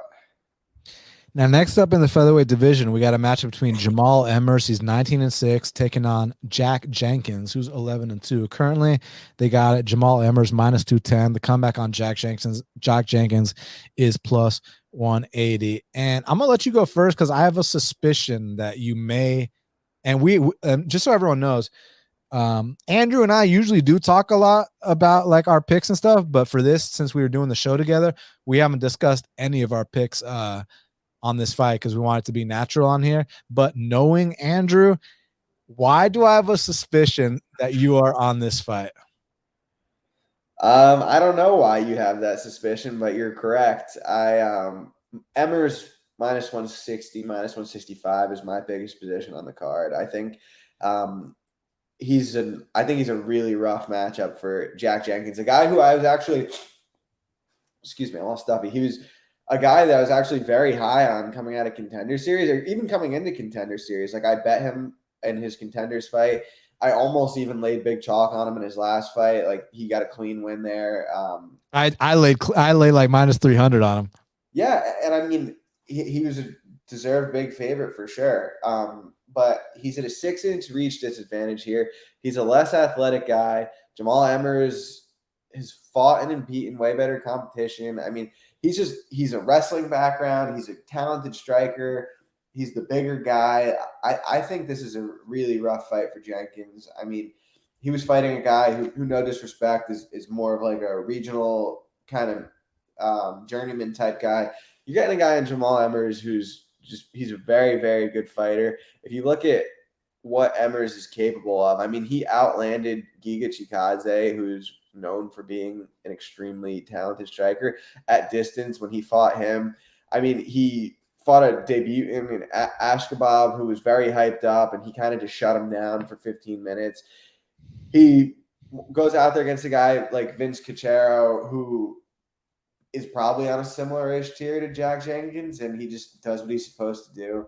His loss to Pat Sabatini just has you kind of hitting yourself in the head. I bet him at -110. It closed -170. He hurts Pat Sabatini. He goes down to the mat and tries to go in a 50-50 heel hook position with him, ends up getting tapped out. But it's just a different fight. Like Jack Jenkins on the feet, really the one thing that's concerning for me on the Emmers side is the leg kicks. But outside of that, Emmers, I think he's going to land to the body a lot. He has great body kicks. He's athletic. He's much bigger and longer. I think he could get takedowns if he wants to. I think this is the spot here. I like Emmers a lot. I think he gets it done handedly. And what line did you say you took him? 65-ish, 60-ish. Okay, well, -160 and -210 are, two Way different different. prices, And where would you say the true odds are? Probably -265. Okay, interesting. So here's my thing. I mean, because having bet Jack Jenkins last fight -300 against Sheamus, when I'm laying a chalk like that, like there's a reason for it. And here, when I see a +180, immediately I, pulled up the tape and was like, all right, let's see what the deal is here. So let's talk about Jack first. So I don't even feel like Jack's shown his best in the contenders or in the UFC. Like if you watch his regional fights, like dude, like we talk about his leg kick game, but I don't think it's something that, he's got good leg kicks, let's just brush it off and talk about the next element of his game. Like, dude, his leg kicks, like he's broken multiple people's legs with his leg kicks. And the other guys that he didn't break their legs, he sent them to the hospital. That's the kind of kicker we're dealing with. Insane timing on his calf kicks. And when he starts to feel comfortable, he really opens it up and has some nasty combinations. Will start to rip the body and then go to the leg kick, kind of like that classic Jose Aldo combo back in the day. Left hook to the body, right leg kick, all that.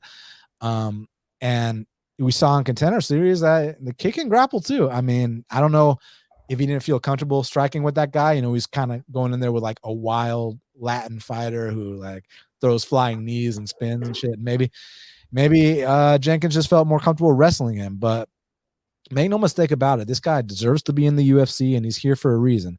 The thing with Jamall Emmers is he's extremely experienced. He's been around the block. He's fought the who's who. And when he's on his game, he's actually like pretty phenomenal. Like sometimes he's going to school guys in a way where like the Vince Cachero fight, which you brought up, over 100 significant strikes in 3 rounds. And in addition to that, 5 takedowns as well. Like like if you just got 103 significant strikes and 0 takedowns, I'm cool with it. If you just got 5 takedowns and not 103 significant strikes, I'm cool with that too, Gambas.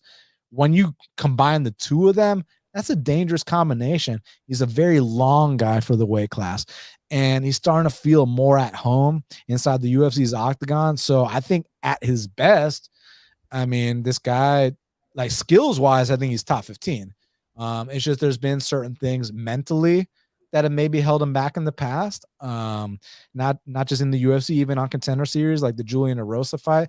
You can blame it on a head kick, but I've kind of felt like he lost concentration after doing very, very good early in that fight. After getting an early knockdown, kind of felt like he had it in the bag, took his foot off the gas. The Pat Sabatini fight, I mean, you had this guy out of there, and granted, Sabatini a real black belt, but I mean, Emmers is a legit grappler himself, and I kind of wish he found his way out of that one.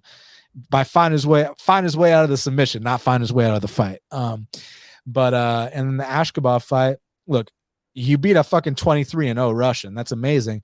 But the 23-0 Russian was coming off like a 3-year layoff, had never fought anybody, all this stuff. And that's not to make excuses. So here, I watched the tape last night because when I saw the plus 180 on Jenkins, I was like, hey, if Emmers has a mental lapse, this might be a good spot. But man, I do slightly think that Emmers is ahead of him right now. Just more experience, and it might be a little bit too much too soon. But that being said, man, I mean, Emmers is still a taller guy for this weight class, which means he's got skinny legs, which means it's not going to take too many of those devastating, debilitating calf kicks to kind of chop him down. And that's where you start to see takedown shots come from a mile away.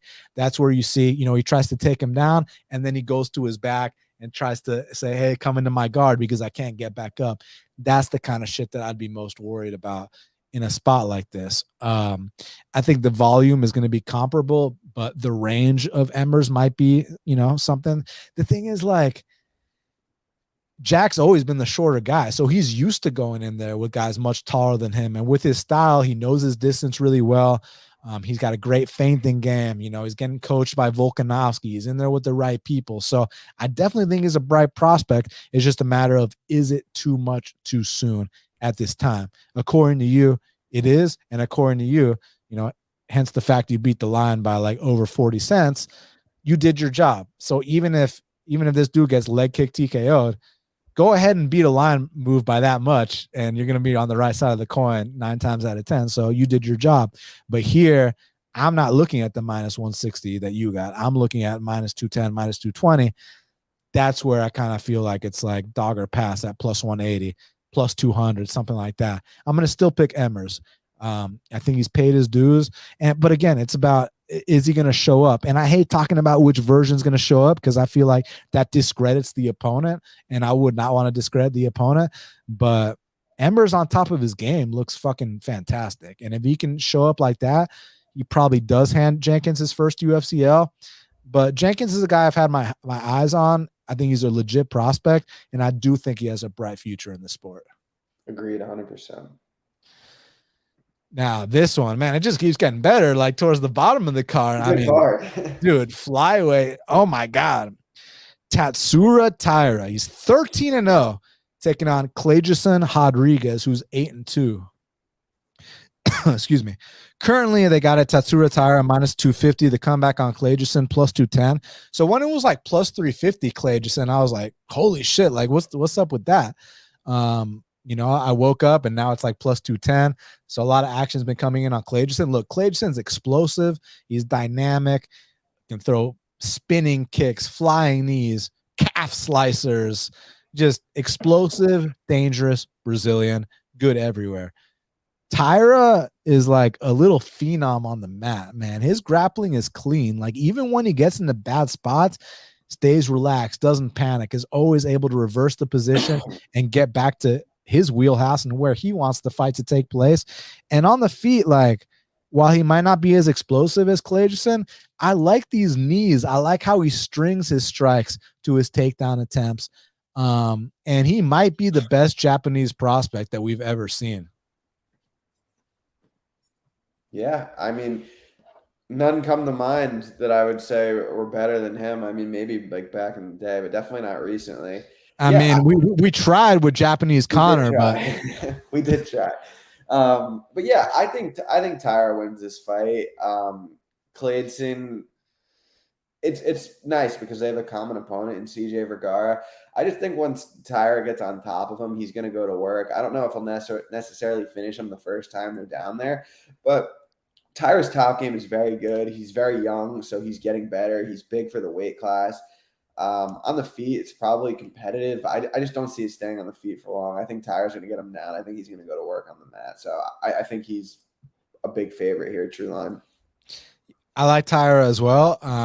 And just because, like I said, when I went back and I watched these fights, like, man, the transitions, like it's not like, one of these front runner type grapplers, which we're going to talk about, a guy named Cody Brundage coming up, where, like, if he can't get his first takedown or you survive his first little early onslaught, live the fight another day. Taira's a dog, man. And Taira's going to keep trying.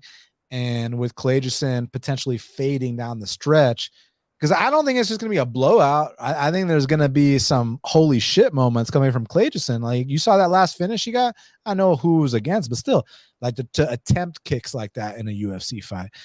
You saw what he did on Contender Series. And it's not a cardio issue per se, because he went 3 rounds fine on Contender Series. It's a pacing issue. The guy goes all out trying to destroy you, trying to knock your head into the 5th row. And that fighting style is going to tax. That's just going to tax the gas tank, and it is what it is. So eventually Tyra is going to get him down, and I'm not sure if he's going to submit him or not, because I mean, we're still dealing with like a Team Nogueira guy in Clayton. I mean, I don't know what belt he is. I'm guessing a brown or a black belt, purple at worst, which is still good. So it's like, it's not like he's some slouch on the mat. Just Tyra just seems so methodical, seems so locked in. I'm gonna go with Tyra right now. Me too. And last but not least, I'm excited to talk about this in the middleweight division. We got Cody Brundage. He's 8-4, taking on Cedriquez Duma, who's 7-1. Currently, they got it. Cody Brundage -175. The comeback on Cedriquez Duma is +150. So I was basically the king of the fading Dumas train last time. Took +180 on Josh Fremd. And Josh Fremd's the guy who paid his dues on the regional scene, knocked out some real guys, came into the UFC, went 3 rounds with Anthony Fluffy, was looking good against Tresean Gore, got caught in a guillotine where it's like, that choke was so tight. And the dude didn't even tap. He's got that dog in him. And then he comes back against Cedriquez and shows him that, like, hey, I'm the one that's been paying my dues. You're not quite ready yet. But also going into that fight, Cedriquez was, you know, he was acting like someone that's getting ready to pull a massive stunt. Like, you remember Jay Perrin before the Rosas fight? It was a similar kind of thing. He was just acting like a total idiot. But he got humbled, and getting humbled is important. And no 2 performances are alike. And the fact that you were like -200 or something against Fremd, and now Cody Brundage is -175 to -200 in a UFC fight. Let's talk about Brundage for a sec. Skills wise, Brundage is a skilled grappler, man. I mean, nasty guillotine choke, good wrestling. I mean, physical guy, experience, been in there with good guys. Can't take that away from him. But I don't think Brundage has that dog in him. I've never thought Brundage was the toughest at UFC caliber wise. I'm fully cognizant he tapped me out. But UFC caliber wise, go watch his first Contender Series fight against William Knight. What happened? Gets the early takedown. Looks like it's going his way. As soon as William Knight gets back up, Cody Brundage said no mas. Like, and that's the tale of like every single fight he's had in the UFC, even the ones he's won, which I'll address in a sec. Like, it's literally like he's gonna put a grappling onslaught in this first round, and if he can't just dominate you or finish you early or just wins you completely, he starts to break. He starts to fold. So his fight that, and also let's talk about fights that go to decision too. I'm gonna cover everything with Brundage. So the most output Brundage has ever landed in a UFC fight was in his loss against Nick Maximov, where he landed 28 strikes in a 3-round fight. Terrible. Awful.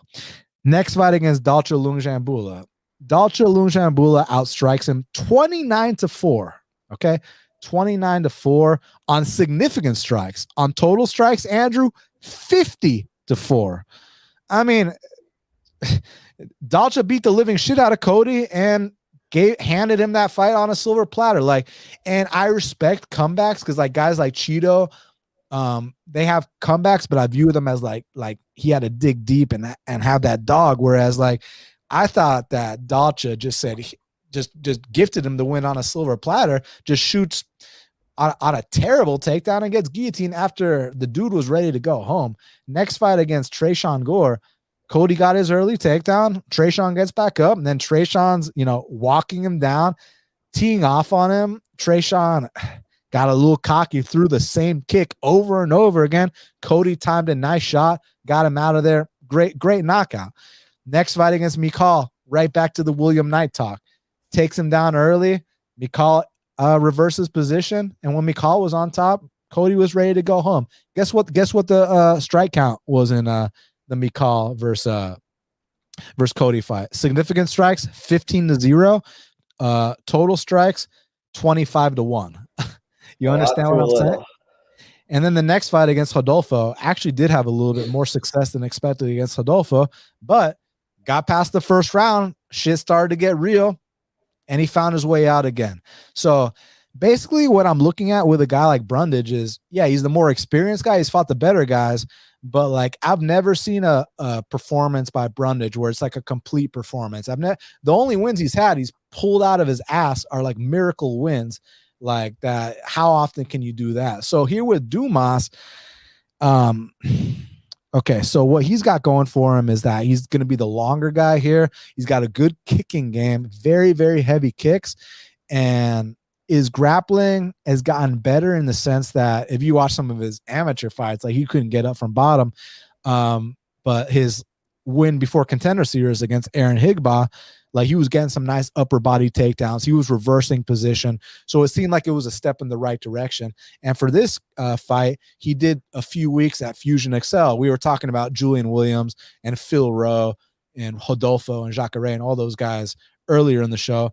So at least Cedric was, got out his comfort zone and went and trained with those guys for a few weeks. Now, I texted one of my buddies in that Florida scene about how the kid's looking. I'm not going to say who. I'll tell you off air, but this is what he said. I said, what's up, man? Did Dumas do this whole camp with you or just a few weeks here and there? And he said, just a few weeks, which I would have preferred a full camp, but few weeks out your comfort zone is better than no weeks out your comfort zone. And I said, so how's he looking? He said, look, he needs a lot of BJJ work, but he's ready to scrap. So what that tells me is that Cody Brundage, look, if he can come out here, take him down, get an early sub, that's definitely a path to victory. But Cody Brundage breaks when that doesn't happen, man. Cody Brundage, like I've never watched a Cody Brundage fight where I've truly seen him enjoy being in there. I don't think he likes fighting. I think he's skilled. I think in the practice room, he's definitely a problem. He can definitely grapple and he can definitely crack, but does he actually enjoy the process of fighting? I don't think so. I don't think he enjoys this. And I think when he's getting kicked with those shots by Cedriquez, I think he's going to start to fold up a little bit. So I can never back Cody Brundage at minus 170, minus 200 in any UFC fight. And you love to talk about market overcorrection. Why was Cedriquez minus 200 against a much tougher opponent? Frem's got that dog. Frem's 6'5". Frem's way more dangerous than Cody, and Frem enjoys fighting. Most importantly, like, do you think if Trayshawn Gore put Cody in that same guillotine that Cody would have let himself go to sleep? Hell no. Cody would have tapped right away. Which no shame in that. I would have tapped right away too. But I'm just saying, it's just a different level of toughness. I don't think Brundage has that dog in him. I get why he's favored, the more experience. Dumas just made a fool out of himself, but I'm gonna go with Dumas here. Actually, surprisingly, I think that he gets taken down early. And if he can get back up, I think Brundage breaks like he breaks every single fight, even in the fights he wins. So I'm going Cedriquez Dumas for the upset. Yeah, I mean, dude, there's no way this fight isn't hilarious. Like, there's none. I can't see any scenario. Like, I'm not confident in who's going to win, but I am confident that this fight is going to be super entertaining. Like, I think Brundage is going to get on top of him early and have a shot to finish. But if he doesn't, I think this fight's just going to get wild. Like, Dumas is much longer. I think he's like a 7-inch reach advantage or something like that. Brundage is like a glass cannon. He's going to win in under a few minutes, or he's not going to win, most likely. It's just one of those things where anything could happen in this fight. Like, Dumas could choke him. Like, he's these long arms. He could get under his neck. Like, Brundage kind of just shoots with his head out there. Like, he's a pure wrestler. I think from top position, Brundage could pound him out. Like, this fight's just incredible. Like, I lean under 1.5. I think either Brundage finishes him very early, or things could turn south very, very quickly. But like I mentioned before with the Onama fight, just from like a pure market perspective, like no matter what I see on the tape, this fight is dog or pass. Like, the market just went from minus 200 against Josh Fremd to plus 150 against Cody Brundage. Like, it just makes it impossible to bet that side. So I'm going to very, very, very unconfidently pick Cody Brundage to get it done early. But I think this fight could go so many different ways. From a betting perspective, it has to be dog or pass. So, Andrew, before we get out of here, we got to talk about the fight to watch and the fighter to watch. And before we do that, everybody watching, please do me a favor and hit the like button. When this is over, leave me a comment. If you're not subscribed, please subscribe. And then also follow my friend Andrew at Bets and Picks MMA. Now, Andrew, what is the fight to watch for UFC Jacksonville? Oh, my friend, we just talked about it. It's Dumas versus Brendan. There's no way that fight isn't awesome. Like if that fight is boring, I'll come back on here and apologize to everyone. But I just don't see any scenario where that fight is just not incredible from a viewing perspective. Yeah, I mean, I couldn't have said it better. For me, my fight to watch is David Onama versus Gabriel Santos for similar reasons, just at a higher level. I mean, there's no way in hell. When's the last boring David Onama fight you've ever seen? And when's the last boring Gabriel Santos fight you've ever seen? And again, for y'all that have Fight Pass, or if you don't have Fight Pass, here, life hack, sign up for the week free trial and then cancel right away. Go watch Gabriel Santos versus Marcio Barboza. I'm telling you, I mean, pandemonium. Like, just as exciting as Onama versus Landwehr, just as exciting as Onama versus Mason Jones. So for that reason, and both guys desperately need a win here, David Onama versus Gabriel Santos is my fight to watch, Andrew. Banger. And so, Andrew, who is your fighter to watch for UFC Jacksonville?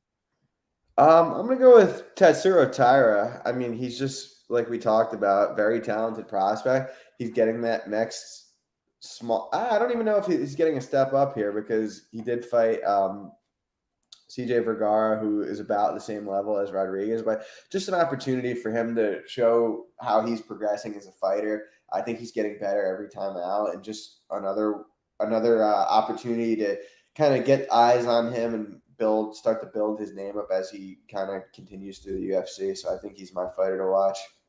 I'm gonna go Brendan Allen, and I'm gonna tell you why.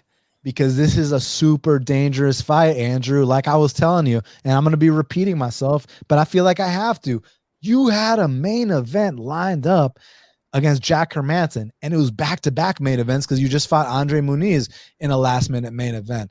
You go out there and beat Jack Hermanson, like, dude, you're like in the top 5. Like, you're right up there, like with the best of the best in the division. And who knows? Could be bright skies for Brendan Allen. Now you just took a fight against an unranked guy who is a devastating knockout artist. And when I say devastating, Andrew, do you know what Bruno Silva's knockout ratio is? Meaning how many times he's won by knockout and how many times he's lost by knockout off the top of your head. Just take a guess. 90. Well, he's got 23 wins. So. Oh, does he? I thought you meant. Never mind. Sorry, I misunderstood your question. So I'm saying, how many knockout in Bruno Silva's pro career? How many knockout wins do you think he has, and how many knockout losses do you think he has? Oh, I get what you're saying now. It's probably like crazy high. Like I know I said 90 off the bat, but it's probably like, yeah, no, I'll say 90, like 90%. Oh, you're saying percent. Okay, I got you. Oh, My no, bad. I didn't mean like 90 fights. I meant like 90%. So I was like, I must have misunderstood you. Okay, so check this out. This man, Bruno Silva, has won 20 fights by knockout and has lost 0 fights by knockout. Wow. Incredible. How many fights is that? 30? I mean, altogether, he's got 31 fights. Okay, so he's won. I was off by a fair amount. And then, but it's the opposite for submissions. And this is where Brendan Allen comes into the picture. Bruno's won 0 fights by sub, lost 6 times by sub. Now, granted, a lot of them were a long time ago, but we just did see big bro Gerald do that to him. And then he barely goes to decision ever. But back to my point. What I was trying to say here is why Brendan's my fighter to watch is because, like, bro, like, you had the middleweight division in the palm of your hand. You won that fight against Hermanson. You're right in there, top 5, top 10.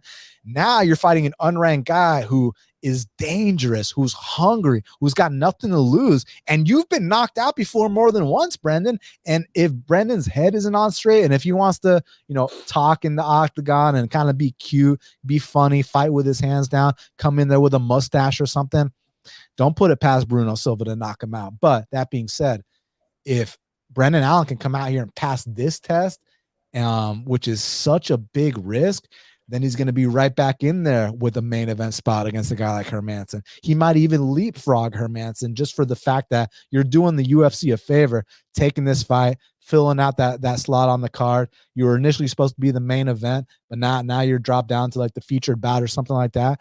Like, you're doing us favors, kids. We respect it. So now let's see if you capitalize on it. So for that reason, Andrew, Brendan Allen is my fighter to watch. Love it. So, Andrew, we did it. We broke down the whole card. It's going down this Saturday night. You said it's afternoon, actually, though, right? Yeah, I think the prelims start at noon. Shit. Well, damn. So this afternoon is going down in Jacksonville, Florida. Topuria, Emmett. Y'all make sure you follow my guy, Andrew Gomez, at Bets and Picks MMA. Andrew, any last message for the fans before we get out of here? No, thank you for having me on. Thank you guys for watching, and hopefully we'll do it again sometime soon. You know we will, for sure. To all the fans, thank you all so much for all your support. Truly, truly means a lot.